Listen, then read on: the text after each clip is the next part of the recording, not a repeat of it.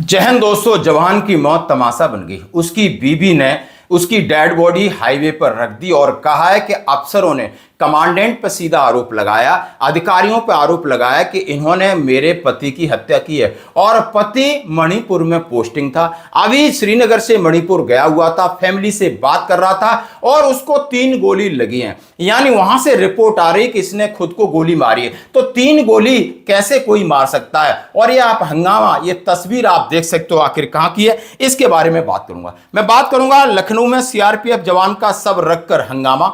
पत्नी बोली खुद सीने में 3 गोली कैसे मार सकते हैं।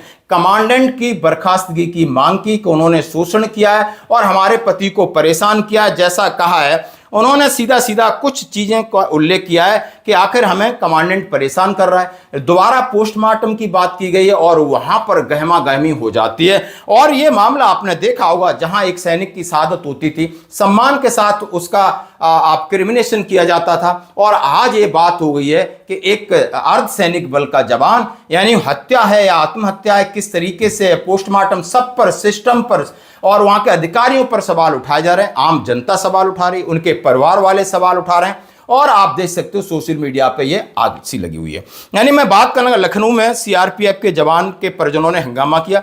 शुक्रवार सुबह करीब 3 बजे जवान का शव बुद्धेश्वर चौराहे पर रखकर हरदोई हाईवे को जाम किया गया। सूचना पाकर पुलिस के अफसर पहुंचे।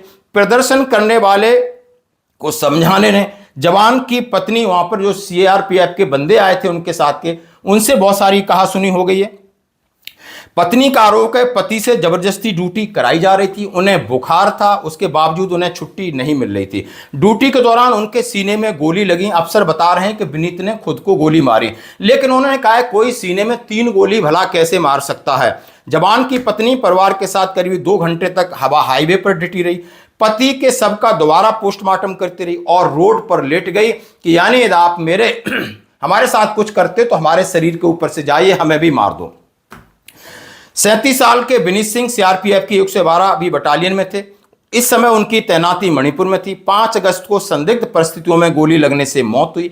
विनीत का अंतिम संस्कार उनके पैतृक गांव में हुआ। सीआरपीएफ के अफसर विनीत की पत्नी नेहा को जो उन्होंने पैसे दिए वो अलग बात है। अब वो कह रहे हैं कि 3-4 दिन पहले उन्हें बुखार की बात कह रहे थे। मैं कमांडेंट के तलवे नहीं चाटूंगा। उन्होंने बाइक को बोला मैं कमांडेंट के तलवे नहीं चाटूंगा।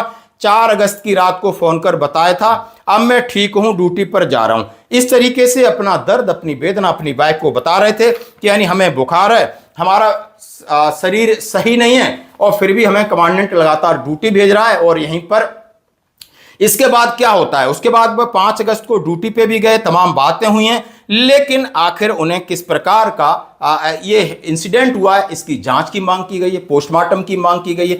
तो दोस्तों इतना प्रेशर है, इतना दबाव है, आप देख सकते हो 37 साल उम्र है और एक जवान प्रेशर के आगे आखिर मैं क्या कहूं। यानी 3 गोली लगी हैं, ये बड़ा जांच का विषय है और अधिकारियों को कहीं ना कहीं सुनना चाहिए और समझना चाहिए। मैं बात करना चाहूंगा, बिल्कुल फौजी हैं, फौज है, पैरामिलिट्री फोर्सेस में क्या जितना दबाव है सिर्फ जवानों के ऊपर ही दबाव है। आप समझ सकते हो कि 3-4 दिन पहले किस तरीके से एक एएसआई ने एक एसआई और एक हवलदार कांस्टेबल को उड़ा दिया। आखिर भगोड़ा होता है तो जवान हो रहा है, प्रीमेचर आ रहा है तो जवान आ रहा है और कहीं इस तरीके से इंसिडेंट हो रहे हैं। तो इसका मतलब क्या प्रेशर यदि सेना में है तो सबके ऊपर होना चाहिए, पैरामिलिट्री फोर्स में है तो सबके ऊपर होना चाहिए, ड्यूटी का प्रेशर है तो सबके ऊपर होना चाहिए।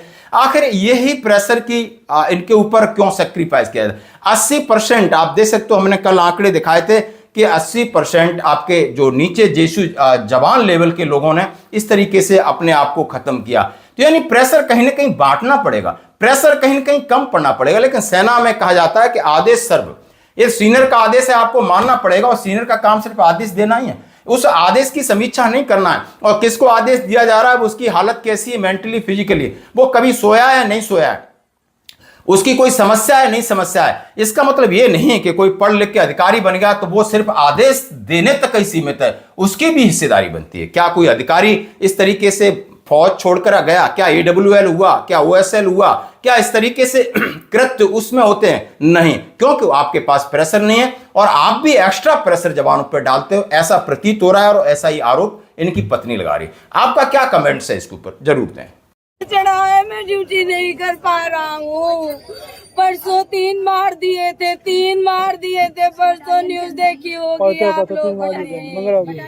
34 बटालियन में 3 मार दिए थे। कह रहे थे नेहा ये लोग मुझे मार देंगे, मुझे मार देंगे। अभी आप क्या मांग है आपकी सरकार से, क्या चाहते हैं? मेरी मांग है, हमें इंसाफ चाहिए, सीबीआई इंक्वायरी चाहिए, हमें कायर नहीं चाहिए, शहीद का दर्जा चाहिए, शहीद का दर्जा चाहिए।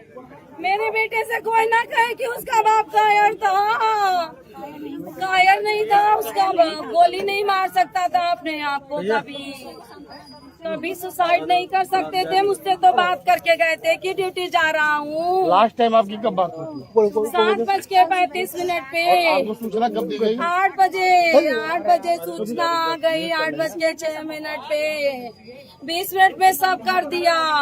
कह रहे थे ड्यूटी के बाद बात करूंगा कमांडेंट से, मुझे छुट्टी देते, मुझे नौकरी नहीं करनी। ये लोग मुझे फंसा रहे हैं।